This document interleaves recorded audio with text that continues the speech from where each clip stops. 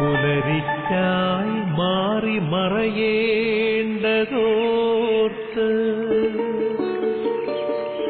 ചന്ദ്രനക്ഷത്രാദികൾ വിതുമ്പുമ്പോൾ മാറ്റമില്ലാതെങ്ങും വിരാജിക്കും ദൈവമേ, അങ്ങയെ വാഴ്ത്തുന്നു ഞങ്ങൾ. ഉദിച്ചെങ്ങും പ്രഭതൂകും പാരിലെ സൂര്യരശ്മിയേക്കാൾ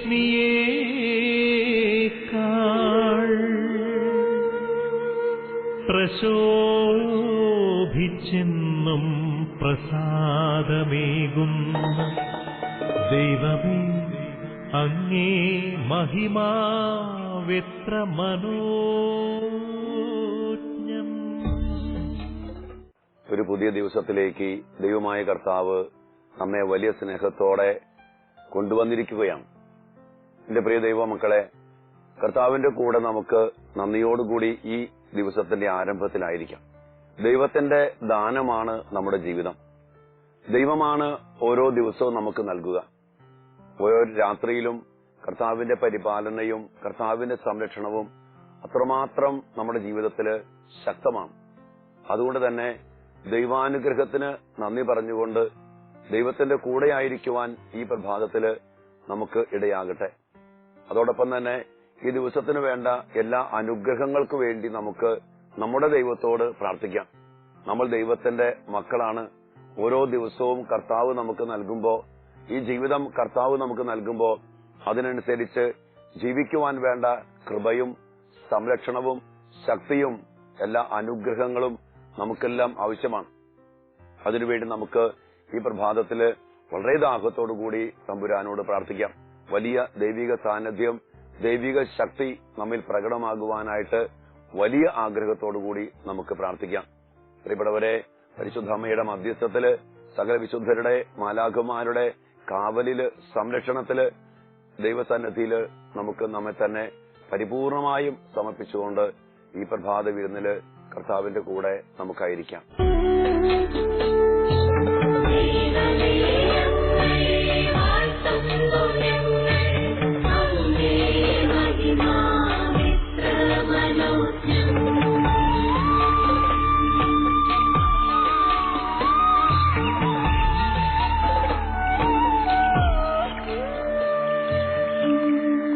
വൃക്ഷലതാദികൾ കുളിർക്കാറ്റിൽ കുളിർമ കൊള്ളുന്ന പോൽ ദൈവമേ, നിൻ ആർദ്രമാമനുകമ്പയാൽ നിൻ ജനം കുളിർന്നേടട്ടെ. തൂമഞ്ഞിൽ വിടരും പുഷ്പസുഗന്ധമെത്രയോ ഹൃദ്യം, പരിമളത്തിനുറവയാം നറുസൗരഭ്യമാകട്ടെ ഞങ്ങളുമീ മണ്ണിൽ.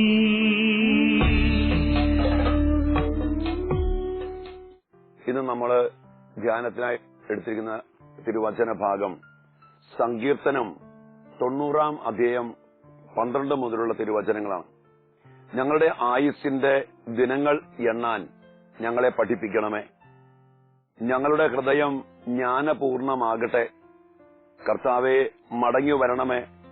അങ്ങ് എത്ര നാൾ വൈകും? അങ്ങയുടെ ദാസരോട് അലിവ് തോന്നണമേ. പ്രഭാതത്തിൽ അങ്ങയുടെ കാരുണ്യം കൊണ്ട് ഞങ്ങളെ സംതൃപ്തരാക്കണമേ. 90-ാം സങ്കീർത്തനം ദൈവപുരുഷനായ മോശയുടെ ഒരു പ്രാർത്ഥനയാണ്. നമുക്കറിയാം, നമ്മളെല്ലാവരും ഇന്ന് പ്രാർത്ഥിക്കുന്നത് ഒത്തിരിയേറെ അനുഗ്രഹങ്ങൾക്ക് വേണ്ടിയാണ്. എന്നാൽ ഇവിടെ മോശ പ്രാർത്ഥിക്കുന്ന പ്രാർത്ഥനയ്ക്ക് ഒരു പ്രത്യേകതയുണ്ട്. ഞങ്ങളുടെ ആയുസ്സിന്റെ ദിനങ്ങൾ എണ്ണാൻ ഞങ്ങളെ പഠിപ്പിക്കണമേ. പ്രിയപ്പെട്ടവരെ, പലപ്പോഴും നമ്മളൊക്കെ മറന്നുപോകുന്ന ഒരു യാഥാർത്ഥ്യമാണ് ഈ ലോകത്തിൽ നമുക്ക് നിത്യമായ ഒരു ജീവിതമില്ല. നമ്മുടെയൊക്കെ നിത്യമായ ജീവിതം എന്ന് പറയുന്നത് സ്വർഗത്തിലുള്ള നിത്യമായ ജീവിതമാണ്. ഈ വചനഭാഗത്തിൽ തൊട്ടു മുമ്പ് മോശ തന്റെ അവസ്ഥയെക്കുറിച്ച് പറയാം. ഞങ്ങളുടെ ആയുഷ്കാലം 70 വർഷമാണ്. 10ാമത്തെ തിരുവചനം. ഞങ്ങളുടെ ആയുഷ്കാലം 70 വർഷമാണ്, ഏറിയാൽ 80. എന്നിട്ടും അക്കാലമത്രയും അധ്വാനവും ദുരിതവുമാണ്. അവ പെട്ടെന്ന് തീർന്ന് ഞങ്ങൾ കടന്നുപോകും. നമ്മുടെ ജീവിതത്തെക്കുറിച്ച് പറയുകയാണ്. നമ്മുടെ ആയുസ് 70 വർഷമാണ്, ഏറിയാൽ 80. ഈ 70 അല്ലെങ്കിൽ 80 വർഷം ദുഃഖപൂർണമായ, ദുരിതപൂർണമായ ഒരു ജീവിതമാണ്. അതെല്ലാം കഴിഞ്ഞ് ഞങ്ങൾ പെട്ടെന്ന് കടന്നുപോകും. അതുകൊണ്ട് ദൈവമേ, ഈ ആയുസ്സിന്റെ ദിനങ്ങൾ എണ്ണാൻ ഞങ്ങളെ പഠിപ്പിക്കണമേ എന്ന് മോശ പ്രാർത്ഥിക്കുക. പ്രിയപ്പെട്ടവരെ, നമ്മുടെ ജീവിതത്തിൽ ഉണ്ടായിരിക്കേണ്ട വലിയ ഒരു യാഥാർത്ഥ്യമായ മനസ്സിലാക്കലാണ്, കണ്ടെത്തലാണ് ഈ തിരുവചന ഭാഗത്തിലൂടെ ദൈവമായ കർത്താവ് ഇന്ന് നമ്മെ പഠിപ്പിക്കുക. അതായത് നമ്മുടെ ഈ ലോക ജീവിതം ദുഃഖപൂർണമാണ്, കഷ്ടപ്പാട്, ദുരിതം നിറഞ്ഞതാണ്. അത് 70 അല്ലെങ്കിൽ 80 വർഷമേ ഉള്ളൂ. അതിനുശേഷം നമുക്ക് നിത്യമായ ജീവിതമുണ്ട്. അതുകൊണ്ട് തന്നെ ആ നിത്യമായ ജീവിതത്തെ ലക്ഷ്യമിട്ട് ഈ ആയുസ്സിന്റെ ദിനങ്ങൾ എണ്ണിത്തിട്ടപ്പെടുത്തി സ്വർഗത്തിനു വേണ്ടി ജീവിക്കുവാനുള്ള വലിയ ഒരു തീരുമാനം അല്ലെങ്കിൽ ഒരു ജീവിതം നമുക്ക് ജീവിക്കാനായിട്ട് സാധിക്കും. എന്നാൽ ഇന്ന് മനുഷ്യരെല്ലാവരും തന്നെ ഈ ദുഃഖപൂർണമായ, ദുരിതപൂർണമായ ഈ 70 അല്ലെങ്കിൽ 80 വർഷത്തെ എങ്ങനെ സുഖപ്രദമാക്കി മാറ്റാൻ പറ്റും, അതിനുവേണ്ടി ഒത്തിരി അനുഗ്രഹങ്ങൾക്ക് വേണ്ടി പ്രാർത്ഥിക്കുന്നവരാ നമ്മളൊക്കെ. വിദ്യാഭ്യാസം വേണം, ജോലി വേണം, അല്ലെങ്കിൽ പഠനത്തില് ഉന്നതമായ വിജയം നേടണം, വിവാഹം നടക്കണം, മക്കളുണ്ടാകണം, സാമ്പത്തിക സ്ഥിതി ഭദ്രമാകണം. ഈ ലോകത്തിലുള്ള 70-80 വർഷത്തെ ഒരു ജീവിതം സുഖപൂർണമാക്കാനുള്ള വലിയ ഒരു പരിശ്രമത്തിലാണ് നമ്മളൊക്കെ. എന്നാൽ സത്യമായ വചനം പറയുന്നു, ഇവിടെ ഈ ആയുഷ്കാലം നൈമിഷികമാണ്. അത് കഴിഞ്ഞാൽ നമ്മൾ കടന്നുപോകും. ഈ കടന്നുപോക്ക് അങ്ങോട്ടാ? സ്വർഗത്തിലേക്ക്. ഇന്ന് പലപ്പോഴും എനിക്ക് വേദനയോടുകൂടി തോന്നിപ്പോയൊരു കാര്യമാണ്, പല ധ്യാനങ്ങൾക്ക് ചെല്ലുമ്പോ, കൺവെൻഷനുകൾക്ക് ചെല്ലുമ്പോ എല്ലാവർക്കും വേണ്ടത് ഈ 70-80 വർഷക്കാലത്തെ സുഖം, സന്തോഷം, നേട്ടം, സാമ്പത്തികത, വിദ്യാഭ്യാസം, വിജയം. ഇതാണ് അനുഗ്രഹമായിട്ട് മനുഷ്യൻ വച്ചിരിക്കുന്നത്. അതുകൊണ്ട് തന്നെ സഹനത്തെ അനുഗ്രഹമാക്കി മാറ്റാൻ ചിന്തിക്കാൻ പറ്റുന്നില്ല. ഒരു കാര്യം എപ്പോഴും അച്ഛൻ പറയാറുണ്ടല്ലോ, നമ്മുടെ നിർമ്മാതാവായ ദൈവം, നമ്മുടെ സൃഷ്ടാവായ ദൈവം, ആ ദൈവത്തിന്റെ മക്കളെ നമ്മളെ സ്വർഗത്തിൽ, യോഹന്നാന്റെ സുവിശേഷം 14-ാം അധ്യായത്തിൽ ഈശോ പറയുന്നുണ്ട്, ഞാൻ പോയി നിങ്ങൾക്ക് സ്ഥലം ഒരുക്കി കഴിയുമ്പോൾ ഞാൻ ആയിരിക്കുന്നിടത്ത് നിങ്ങളും ആയിരിക്കേണ്ടതിന് ഞാൻ വീണ്ടും വന്ന് നിങ്ങളെയും കൂട്ടിക്കൊണ്ടുപോകും.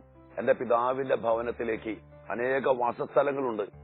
പിതാവിന്റെ ഭവനത്തില് നമ്മെ കൂട്ടിക്കൊണ്ടു പോകുക എന്നുള്ളതാണ് ദൈവത്തിന്റെ പദ്ധതി. അതിനുവേണ്ടിയാണ് ദൈവം ഈ ലോകത്തില് നമുക്ക് ഓരോരോ കാര്യങ്ങളും നൽകുന്നത്. പക്ഷെ നമ്മളൊക്കെ ഈ ലോകത്തിന്റെ ഒരു കാഴ്ചപ്പാടിൽ മാത്രം ജീവിക്കുന്നവരാണ്.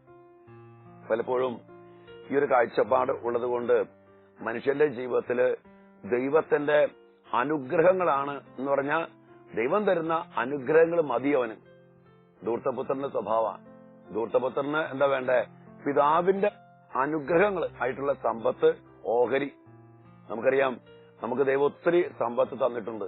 ശരീരമുണ്ട്, അവയവങ്ങളുണ്ട്, കഴിവുകളുണ്ട്. ഇതൊക്കെ ദൈവം തന്ന ഓഹരികളാണ്. പക്ഷെ അതോർക്കണം, ഇതൊക്കെ തന്നെ ദൈവത്തിന്റെ ഇഷ്ടത്തിനനുസരിച്ച് ജീവിക്കാൻ വേണ്ടിയാ. ഞാൻ എപ്പോഴും പറയാറുണ്ട്, എന്റെ ശരീരം, എന്റെ അവയവങ്ങൾ ദൈവത്തിന്റെ പ്രവർത്തികൾ പ്രകടമാകുന്ന ശരീരമായിട്ട് മാറണം. എന്റെ അവയവങ്ങൾ ദൈവത്തിന്റെ പ്രവർത്തികൾ പ്രവർത്തിക്കുന്ന അവയവങ്ങളായിട്ട് തീരണം. അപ്പോഴാണ് പ്രിയപ്പെട്ടവരെ നമ്മുടെ ജീവിതം ധന്യമാവുക. എന്നാൽ പലപ്പോഴും ഈ ഓഹരി അല്ലെങ്കിൽ ദൈവം തന്ന ദാനമായിട്ടുള്ള കാര്യങ്ങൾ എന്താണ്? ധൂർത്തപുത്രനെ പോലെ തന്നിഷ്ടപ്രകാരം പിതാവിന്റെ ഭവനം വിട്ട്, പിതാവിന്റെ സാന്നിധ്യം വിട്ട്, പിതാവിനെ വിട്ടിട്ട് അതിനനുസരിച്ച് സുഖിക്കാൻ വേണ്ടി, സന്തോഷിക്കാൻ വേണ്ടി, അടിച്ചു പൊളിച്ച് ജീവിക്കാൻ വേണ്ടി പലപ്പോഴും ധൂർത്തനായിട്ട് ജീവിക്കുക എന്ന് പറഞ്ഞാൽ പിതാവ് നൽകിയ അനുഗ്രഹങ്ങളെ തന്നിഷ്ടപ്രകാരം ജീവിക്കുന്നവനെ വിളിക്കുന്ന പേരാണ് ധൂർത്തൻ എന്നുള്ളത്. അങ്ങനെ ജീവിച്ച് മരിച്ചു പോകുന്ന അല്ലെങ്കിൽ നശിച്ചു പോകുന്ന മക്കള്.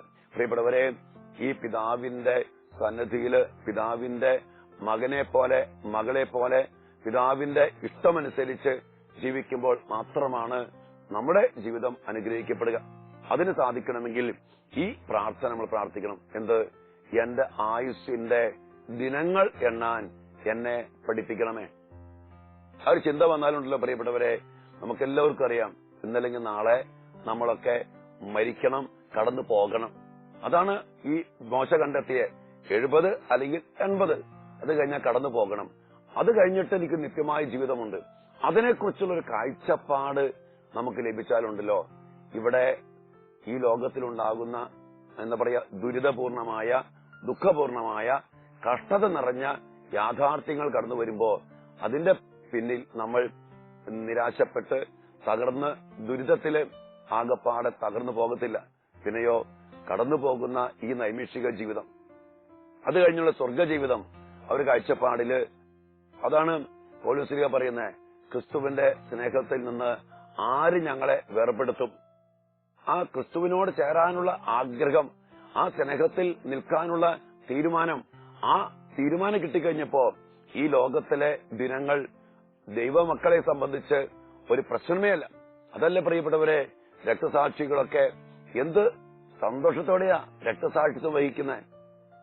എത്രമാത്രം ത്യാഗങ്ങൾ, സഹനങ്ങൾ, കുരിശുകൾ, പീഡനങ്ങൾ, ഒറ്റപ്പെടുത്തലുകൾ, തിരസ്കരണങ്ങൾ, നഷ്ടങ്ങൾ, തകർച്ചകൾ, എല്ലാ തരത്തിലും സാമ്പത്തികമായ നഷ്ടങ്ങൾ. ഫ്രാൻസിസ് നമുക്കറിയാം, സാമ്പത്തികമായ നഷ്ടങ്ങള്, ശാരീരികമായിട്ടുള്ള നഷ്ടങ്ങള്, ഈ ലോകത്തില് കുറെ കൂടി ജീവിക്കാനുള്ള ആ ആയുസ്സിന്റെ നഷ്ടങ്ങളൊക്കെ ഇവരൊക്കെ സ്വീകരിക്കാനുള്ള കാരണം ഈ ഒരു സത്യമാണ്.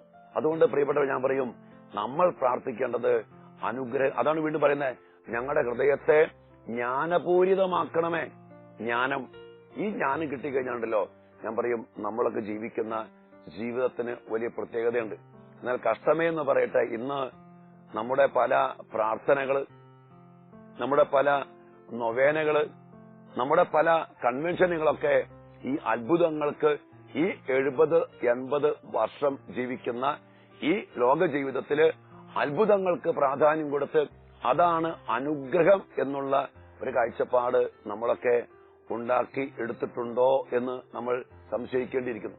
കാരണം ഇന്ന് അത് മതി. രോഗശാന്തി കിട്ടി, ക്യാൻസർ മാറി, മക്കളുണ്ടായി, അല്ലെങ്കിൽ കല്യാണം നടന്നു, വീട് പണി പൂർത്തിയായി.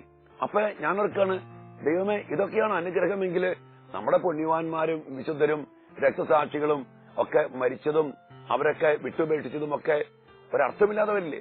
എന്നാൽ സത്യം പറഞ്ഞാല് ഈ ലോക ജീവിതം പ്രിയപ്പെട്ടവരെ, ഇവിടെ മോശ പറയാ, ദുഃഖപൂർണമാണ്, ദുരിതപൂർണമാണ്.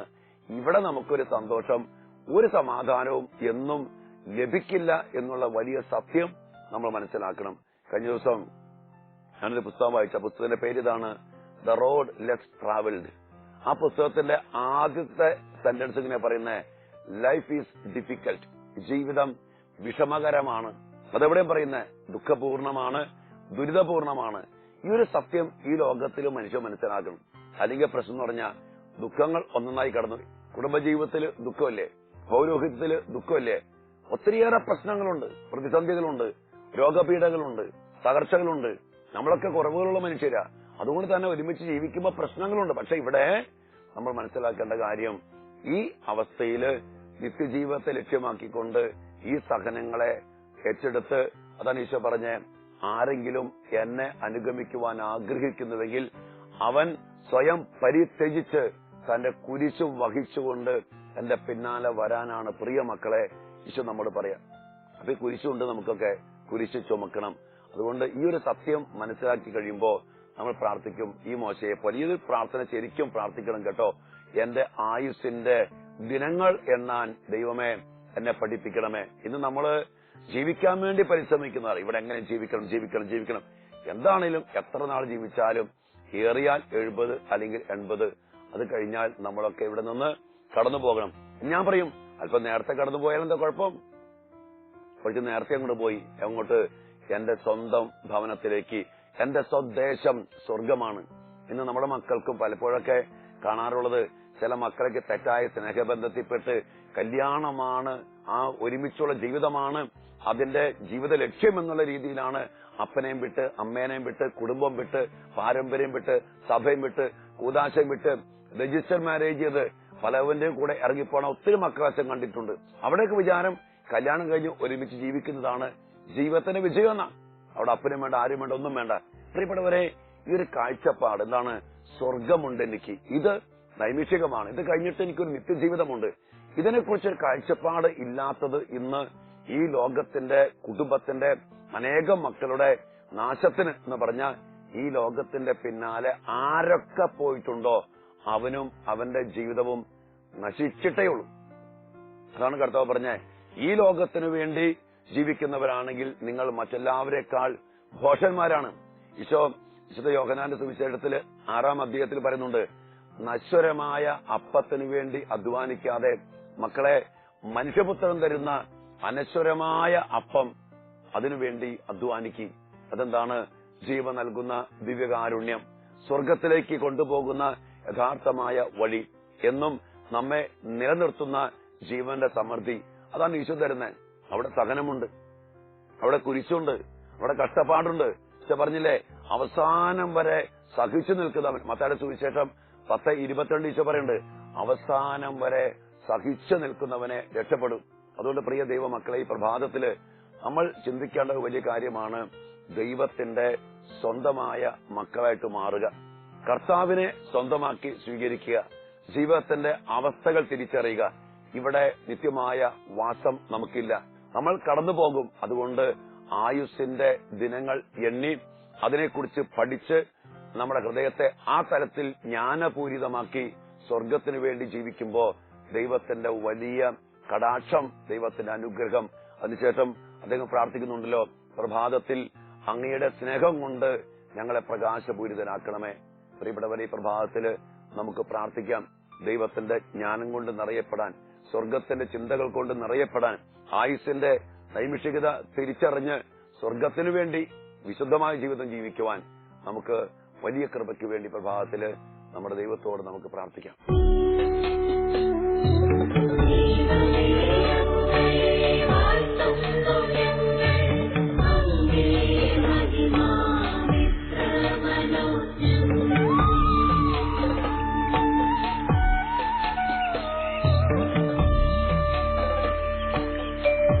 ഉദയേ പക്ഷികളുതിർത്തും സംഗീതത്താൽ തുടിക്കുന്നു ഭൂമിയാകെ. സ്വർലോകനാഥാനിൻ സ്വർഗീയ ഗീതത്താൽ എന്നന്തരംഗം ഉണർന്നീടട്ടെ. ഉഷസ്സിൽ ജീവതുടിപ്പിനാ ഇമ്പമായി ധരണിയാകെ. ആബാ പിതാവേ, സ്നേഹാഗ്നിയാൽ ജ്വലിക്കട്ടെ മക്കളാ ഞങ്ങളെല്ലാം.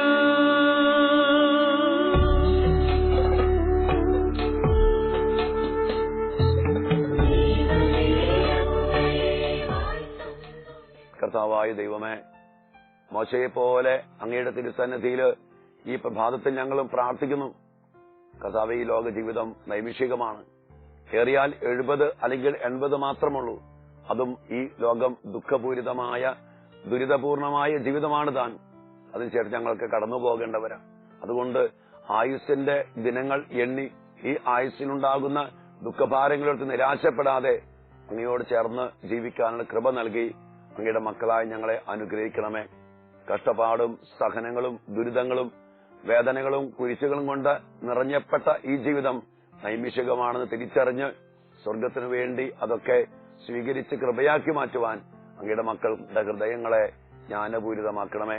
കർത്താവ്യ പ്രഭാതത്തില് അങ്ങയുടെ പ്രകാശം കൊണ്ടും സ്നേഹം കൊണ്ടും ഞങ്ങളെ നിറയ്ക്കണമേ എന്ന് മോശ പ്രാർത്ഥിച്ച പ്രാർത്ഥന ഈ പ്രഭാതത്തില് ഞങ്ങളും പ്രാർത്ഥിക്കുന്നു. പരിശുദ്ധ അമ്മേ മാതാവേ, വ്യാകുല വാളുകളാൽ കുത്തിപ്പിളർക്കപ്പെട്ട വിമല ഹൃദയം, ആ വേദനകളായിരുന്നല്ലോ അമ്മയുടെ ജീവിതം മുഴുവനും. അമ്മ അത് സ്വീകരിച്ചു. അമ്മ അത് ദൈവഹിതത്തിന് സമർപ്പിച്ച് സ്വീകരിച്ചു. അത് അനുഗ്രഹമായിട്ട് മാറി. ഈശോയെ, അങ്ങ് കുരിശ് ചുമന്നു, അങ്ങ് ഞങ്ങൾക്ക് വേണ്ടി പീഡാസഹനങ്ങൾ ഏറ്റെടുത്തു, അങ്ങ് ഞങ്ങൾക്ക് വേണ്ടി കുരിശിൽ മരിച്ചു, അങ്ങയുടെ പിന്നാലെ കുരിശിൽ ചുമന്നുകൊണ്ട് വരാൻ അങ്ങ് ഞങ്ങളെ വിളിച്ചു. കർത്താവേ, സ്വർഗത്തിലേക്കുള്ള വഴി ഇതാണെന്ന് അങ്ങ് ഞങ്ങളെ പഠിപ്പിക്കുമ്പോൾ അതിലേക്ക് ഞങ്ങളുടെ ജീവിതത്തെ ക്രമപ്പെടുത്തുവാനുള്ള കൃപ നൽകി അനുഗ്രഹിക്കണമേ. ലോകത്തിന്റെ നൈമിഷിക സുഖങ്ങളുടെ പിന്നാലെ അതാണ് അനുഗ്രഹമെന്ന് കരുതി ഓടിപ്പാഞ്ഞു നടക്കാതെ കർത്താവെ, അങ്ങയുടെ തിരുഹിതത്തിനനുസരിച്ച് സമർപ്പിച്ച് ജീവിക്കാൻ വേണ്ട കൃപ നൽകി ഞങ്ങളെ അനുഗ്രഹിക്കണമേ. ഈ പ്രഭാതത്തില് എല്ലാ അനുഗ്രഹങ്ങൾക്കും വേണ്ടി ഞങ്ങൾ പ്രാർത്ഥിക്കുകയാണ്. ഈ ദിവസം കർത്താവെ, ഞങ്ങൾക്ക് ഒത്തിരിയേറെ കൃപ വേണം, അങ്ങയുടെ സംരക്ഷണം വേണം ഞങ്ങൾ പ്രാർത്ഥിക്കുന്നു. സകല വിശുദ്ധരെ മാലാഖമാരെ, നിങ്ങൾ ഞങ്ങളോട് കൂടെ ഉണ്ടായിരിക്കണമേ. ഞങ്ങളുടെ പേരിന് കാരണഭൂതരായ വിശുദ്ധരെ, ഞങ്ങൾക്ക് വേണ്ടി പ്രാർത്ഥിക്കണമേ. ഞങ്ങളുടെ കാവൽ മാലാഖമാരെ, ഞങ്ങൾക്ക് ചുറ്റും പാളയമടിച്ച് ഞങ്ങൾക്ക് കാവൽ നൽകണമേ. സ്വർഗത്തിന്റെ സാന്നിധ്യം, സ്വർഗത്തിന്റെ സംരക്ഷണം, സ്വർഗീയരുടെ മാധ്യസ്ഥം, സ്വർഗീയരോടൊത്തുള്ള സഹവാസം, പുണ്യവാന്മാരുടെ ഐക്യത്തിലുള്ള ജീവിതം ഈ ലോകത്തിൽ സ്വർഗത്തിന്റെ ചിന്തയിലേക്ക് ഞങ്ങളെ നയിക്കുവാൻ ഇടയാകട്ടെ. രക്തസാക്ഷികളെ എല്ലാം വിട്ടുപേക്ഷിച്ച് നിങ്ങൾ ഏറ്റെടുത്ത രക്തസാക്ഷിത്വത്തിന്റെ കരുത്ത്, ആ ജ്ഞാനം കൊണ്ട് ഞങ്ങളെ നിറയ്ക്കണമേ എന്ന് പ്രാർത്ഥിക്കുന്നു. പരിശുദ്ധ അമ്മേ മാതാവേ, അമ്മ ഞങ്ങൾക്ക് വേണ്ടി പ്രത്യേകം പ്രാർത്ഥിക്കണമേ. ഞങ്ങളുടെ പ്രിയപ്പെട്ട വിശുദ്ധരെ മാലാഖമാരെ, നിങ്ങൾ ഞങ്ങളെ പ്രത്യേകമായിട്ട് സഹായിക്കണമേ എന്ന് പ്രാർത്ഥിക്കുന്നു.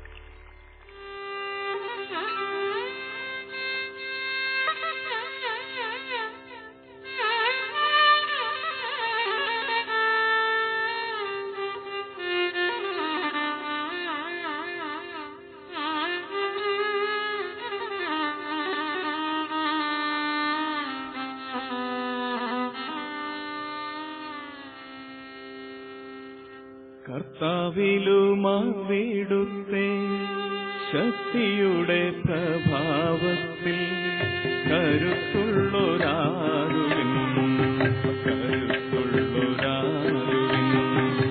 കർത്താവിലുമാവിടുത്തെ ശക്തിയുടെ പ്രഭാവത്തിൽ കരുത്തുള്ളൊരാരുവിൻ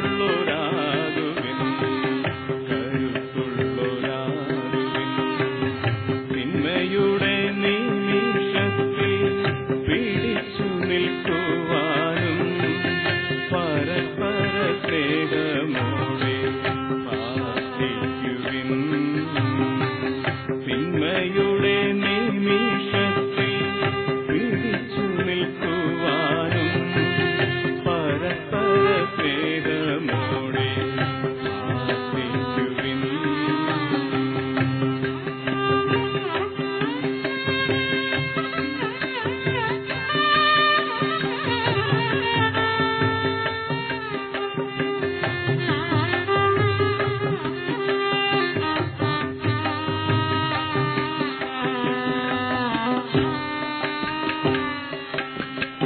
സത്യം കൊണ്ടരമുറുക്കി നീതിതൻ കവചമണിഞ്ഞ് സമാധാന സുവിശേഷ പാദരക്ഷയാകുവിൻ. സത്യം കൊണ്ടരമുറുക്കി നീതിതൻ കവചമണിഞ്ഞ് സമാധാന സുവിശേഷ പാദരക്ഷയാകുവിൻ.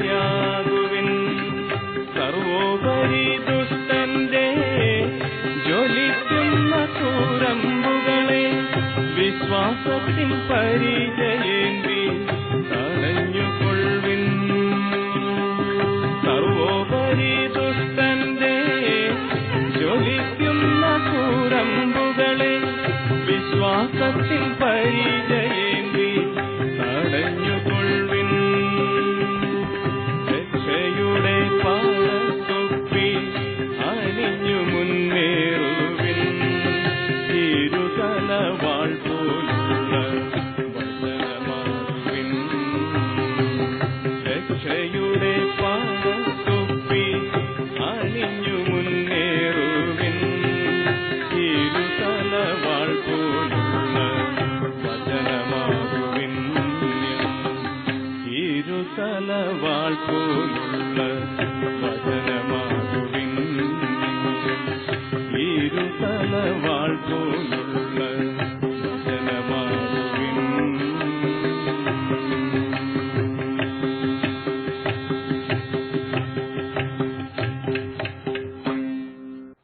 പ്രഭാതവേദനയിലായിരിക്കുന്ന അങ്ങയുടെ പ്രിയപ്പെട്ട മക്കളെ ഓരോരുത്തരെയും അങ്ങയുടെ നാമത്തിൽ അവിടെ തന്നെ ഭരമേൽപ്പിച്ചിരിക്കുന്ന പൗരോഹിത്യ അധികാരത്തിൽ അങ്ങയുടെ വിശുദ്ധ കുരിശിനാൽ മുദ്രവെച്ച് അനുഗ്രഹിക്കുന്നു, ആശീർവദിക്കുന്നു.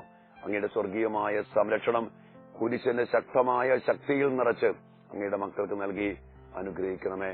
കർത്താവ് മിശിഹായുടെ കൃപയും പിതാവായ ദൈവത്തിന്റെ സ്നേഹവും പരിശുദ്ധാത്മാവിന്റെ സഹവാസവും നാം എല്ലാവരോടും കൂടെ ഉണ്ടായിരിക്കട്ടെ, ഇപ്പോഴും എപ്പോഴും എന്നേക്കും. ആമേൻ. ഏവർക്കും ഒരു നല്ല ദിവസം ആശംസിക്കുന്നു. ദൈവകൃപ നിറഞ്ഞ ദൈവിക സംരക്ഷണത്തിന്റെ അനുഗ്രഹത്താൽ നിറയപ്പെട്ട ഒരു ദിനമായിരിക്കട്ടെ ഈ ദിവസം. ദൈവം നാം എല്ലാവരെയും സമൃദ്ധമായി അനുഗ്രഹിക്കട്ടെ. ആമേൻ.